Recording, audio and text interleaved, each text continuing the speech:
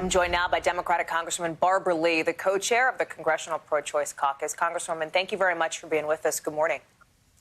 Nice to be with you. Thank you for having me. Of course, let me pick up where that story just left off. What we are seeing from corporate America is different, right, in Texas than what we saw, for example, when that voting rights bill that was restrictive was making its way through the Texas legislature. Fewer companies, much less vocal, much less of a response from private businesses. Are you disappointed we're not seeing that same wave of backlash this time? I hope that we do see an even larger wave of backlash this time.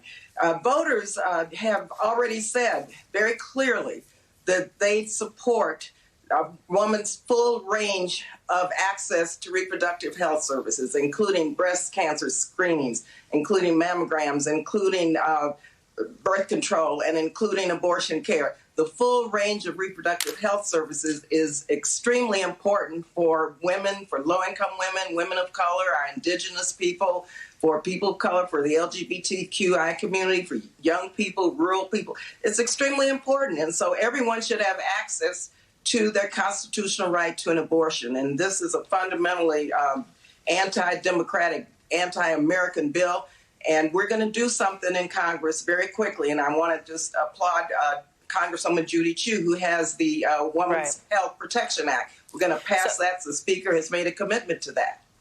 That, of course, would basically enshrine the protections of Roe versus Wade into law by Congress. So it sounds like, this was one of my questions, Congresswoman, sounds like you have no doubts this is going to pass the House, right? Well, we have over 200 co-sponsors. You know, Hallie, we saw this coming. Congresswoman Judy Chu, the pro-choice caucus, we have the largest pro-choice caucus in Congress. We saw this coming years ago, actually, and she has been so persistent to get us ready for this moment.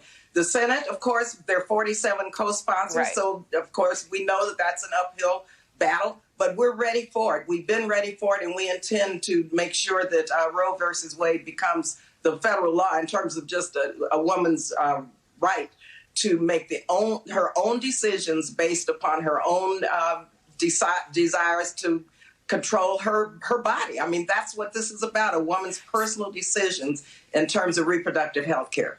You talk about, Congresswoman, how Congress will do something to protect the protections under Roe, right, to make that law. Sure, this can and is likely to pass the House. As you acknowledge, it is a way different story in the Senate. The Republican support just isn't there, at least under the rules that currently exist. There is no indication, right, that Democrats who are in the Senate want to change those procedural rules, want to end the filibuster basically for this issue or for any other issue. So short of that, where does the fight go, right? Does it languish after it passes the House, at least as it relates to this bill? No, we're going to keep fighting. We're building a coalition. I think the people in our country are outraged by this decision. And no one said it was going to be easy. We know that.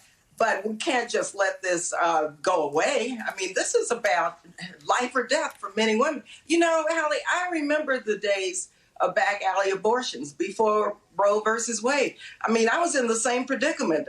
I had to go to Mexico at age 15. These are heart-wrenching, gut-wrenching decisions. And so we can't allow this to happen to women once again. We're not going to go back to those days. They were terrible days. They were horrible days. You see what's happening now, the chilling effect on this law in terms of the bounties that are being offered. This new ecosystem, this economic ecosystem that's being developed is outrageous. And so, yes, we're going to have to fight, but we're going to fight. We're ready to fight. We've been ready for many years. And the people in the country, in our country, are ready for this. As I said earlier, the majority of voters want to see us codify and make into federal law the Women's Health Protection Act. It must happen.